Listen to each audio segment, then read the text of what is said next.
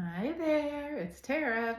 She of all things transformational guidance coaching, transformational body work, and for our purposes here today, transformational yoga and information. This video is actually an informational video about headaches, not anyone's really favorite topic, but I've been the owner of my own body for many decades now, and I've been a massage therapist since 1998. And I can tell you that headaches are complicated and a huge quality of life detractant for so many people. So it's worth a little bit of conversation. First of all, the bad news is we can't pinpoint one reason why we get headaches. So it's impossible to pinpoint one solution. But I will say that what I've observed is that usually headaches, like almost all other pathologies and even some injuries, are a perfect storm of many factors.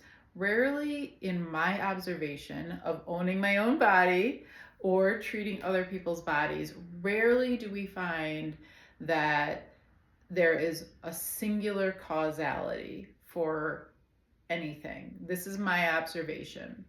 And so when it comes to headaches, what I will suggest is that the perfect storm could have a number of factors. Now, also, let's differentiate. There's a couple different categories of headaches, right? There's the tension headache category, and that tends to be headaches that are caused by muscular tension in the neck, the jaw, the back. I also believe the chest and shoulders. And that could be from stress, that could be from repetitive use, that could be from posture. Then there are the headaches more in the migraine category, and those tend to be, they have muscular tension factors, but their symptoms are a little bit different, and they are not necessarily relieved the same way that tension headaches are relieved. So it's worth kind of noting. But then there is sort of a gray area where tension headaches can present a lot of migraine like symptoms. So it's not a clear cut thing. Like almost everything with the body, nothing is really a clear cut thing. It's not a clear cut thing. But what does tend to cause a lot of headaches is, drum roll, stress. No big surprises there, right? Stress is such a problem because when we are experiencing short-term stress with a solution, that's okay because those chemicals get moved through the body. When we are experiencing chronic stress and it's just sort of a state of being ongoing without a solution or resolution, that is when it causes an ongoing release of detrimental chemicals in the body. It creates ongoing chronic tension in muscles that pulls on the bones, puts pressure on the nerves, and it can create chronic stress, can create, mental fatigue and brain fog and all sorts of things, right? So stress is no bueno. And there are so many ways that we can kind of help ourselves avert chronic stress. Obviously, yoga is one of those ways. Meditation, like, hello, meditation, breath work, yoga, which is really all actually, that's all yoga. Massage therapy is really great for helping with chronic stress.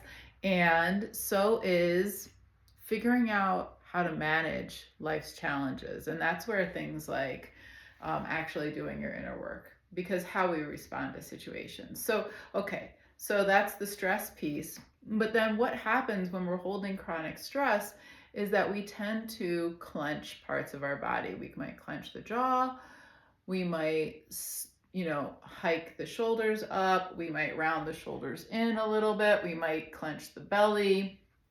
There's all sorts of different patterns, pelvic floor, tongue, all sorts of different things.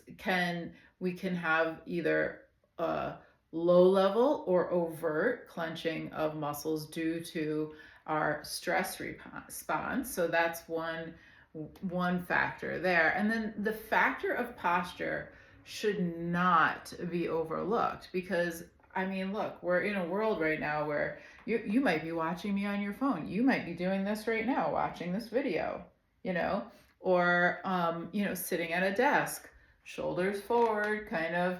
If you're sitting, you might be kind of hunching. I mean, it's the world we live in. Driving, all of these things promote a postural issue that could cause muscles to shorten unfavorably. And so what I really, really strongly advocate for is I advocate for helping ourselves to counter pose. In yoga, we counterpose a pose with the opposite action. Counterpose our life activities with stretches or exercises that tone, that are kind of opposite to those activities. So if you are sitting at a desk job, like this, then you need to do things that open up the front of your body, right? That's the kind of counter pose. And so the muscles that are really most associated with headaches are the suboccipitals here. These are sort of called the headache muscles. But they're not the only players. Believe me, there's a lot. So the upper traps here, these, the rhomboids and the medial traps in between the shoulder blades, these are a big factor. The sternocleidomastoid, these, and then your SCM, that's your SCM, and then your scalenes, which are running this way, can be a factor. The jaw muscles can be a factor.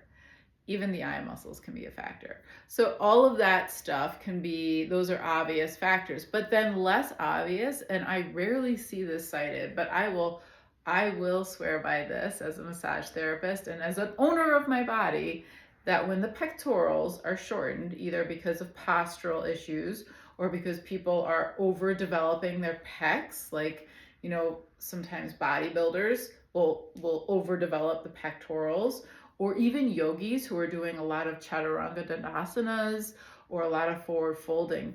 This gets short, and when this turns in, what happens is that the pectorals pull the shoulder into this anterior protracted position that pulls on the rotator cuff attachments, pulling the scapula.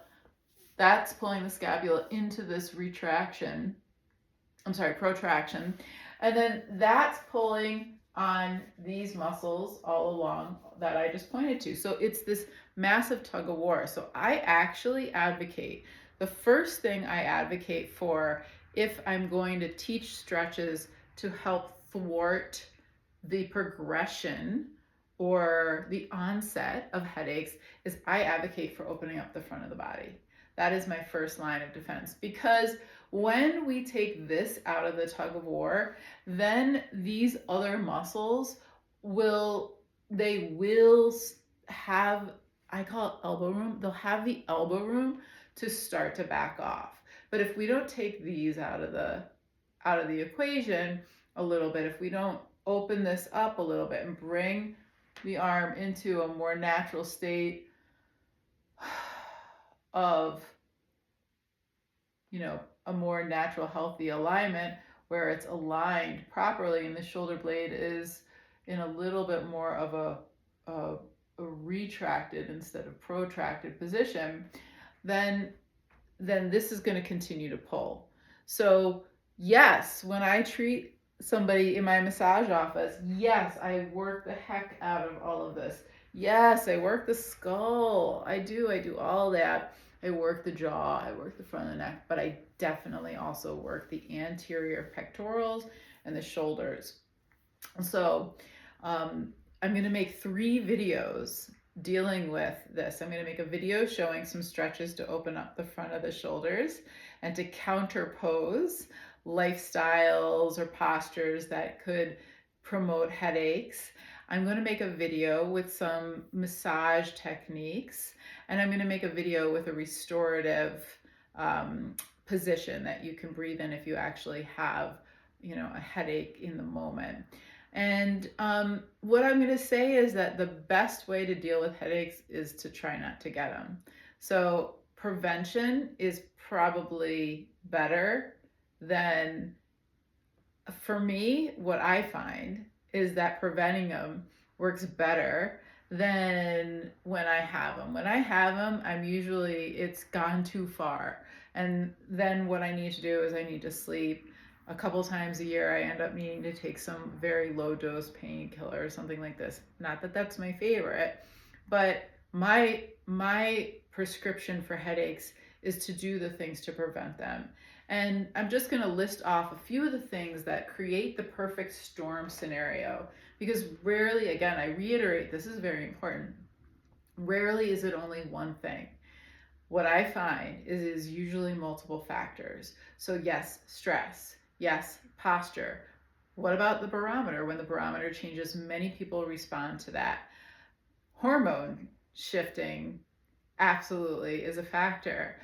Food is absolutely a factor. Excess sugar, excess salt, a little bit of caffeine withdrawal, too much gluten. So many things could be factors. As some kind of past whiplash injury that resurfaces when the perfect storm of factors come together. What else? There could be sound issues, lighting issues, and then there's the energy, right? And this is a thing that I also don't hear talked about very much.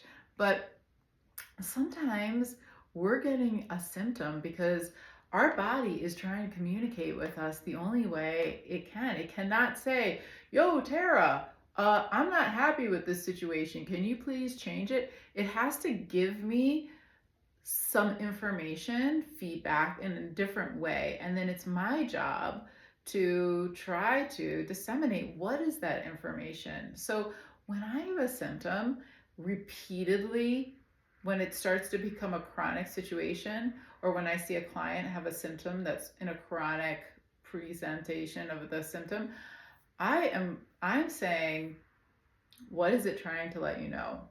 What is it trying to let you know about your body? What is it trying to let you know about your life? What is it trying to let you know about your circumstance? One of my first real lessons in this, I lived in a different city for a couple years. And just about as soon as I moved to that city, I started getting migraines. Never had one in my life. Started getting like the full blown vomiting, like nosebleed. It was like horrific migraines. Got them pretty regularly the whole couple years I lived there. Moved back to the city I had left, migraines stopped. It was my body giving me information. So it's worth inquiring when you have a symptom, whether it's a headache or, something else, IBS, whatever it is, when you have a condition, when you have a symptom, especially the idiosyncratic ones that we don't really know exactly why they're happening, ask your body, what is the information that you're trying to tell me? Ask your subconscious, what is the information? Is there information here for me? Try this. Thank the symptom. Thank the problem. I'm sorry, I don't understand. I'd like to understand. Thank you for trying to communicate with me. If there's something here for me to understand, please let me understand it. And if possible, gently. Symptom. What does my body need for me? What is it that you're asking of me? Have compassion. Headaches aren't happening to you as a form of vengeance. It's not some aspect of your body against you. It is some aspect of your body for you. And it is some aspect of your body that you probably accidentally, through the perfect storm of factors, created. So I'm sorry. Tell yourself, I'm sorry, I'm sorry, I'm sorry. Please forgive me. Thank you for this information. I love you. Ho'oponopono. Lay it in there. And, have some compassion towards the problems that are creating the symptoms that are trying to communicate with you. Have some spaciousness of your imagination to wonder if there's information here for you. Then the last thing that I'll suggest, unorthodox also, but we're in an energy soup in this world, right? So sometimes I wonder if I am picking up on the symptoms of other people. I mean, you've probably heard the word empath by now, right? We all have a little bit of empath in us. It's almost impossible to live in a vacuum from everyone around you. So also when I have a symptom or a condition or something like that, I, send a little message to my inner being and to whatever cosmic energies could be assisting me. If this energy is not my own, if this symptom is not of my own making, if this isn't mine, please take it from me and return it to source or neutralize it in the field. Maybe it sounds hokey to you, but does it hurt? Would it hurt to ask? It doesn't really hurt to ask, So I'm going to end this video here, and I will be putting up over the next few weeks videos with technique in stretching, technique in massage, and technique in resting with a headache. And the last little nugget I'm going to give you is that if you do have a headache, I don't work for this company. I love this oil, Old Bass oil. It's made of peppermint, eucalyptus, wintergreen, juniper, cajun, and clove. You can, order it in Amazon or probably get it in your local health food store. I've been using this for like 20 years in my practice on all my clients. I treat this oil like, in the movie My Big Fat Greek Wedding, when he sprays Windex on every problem, that's me in this oil. It's like, oh, you got an issue? We're going to put some Old Bass on it. But for headaches, it's really great. You could put a little bit, at your nose area, a little bit wherever you're feeling the symptoms, the back of the neck. You can also put it, a little lower on the back and even on the bottom of the feet to draw the energy down. Also, you could use just peppermint oil. You can use peppermint, lavender, and lemon. That's a beautiful blend. A lot of people really love that blend when they have a headache. Also, these are maybe good preventative, And even you can go to the extreme. Sometimes if I have a headache, I'll take a drop of peppermint and put it on the back of my tongue, and that will elicit relief for me. So these oils are powerful and very helpful, and you may be able to really turn your boat around with the help of some of these things. So just a little side note on that. Okay, I'm going to shut this one down, and I will start with the first video I'm going to put up is going to be the one with some stretching for you. I hope you got something out of this, and if you did, you know the things to do. You're going to give it a like. You're gonna comment, you're gonna share it with somebody who you know who gets some headaches, and you're gonna subscribe to my channel. Thank you so much.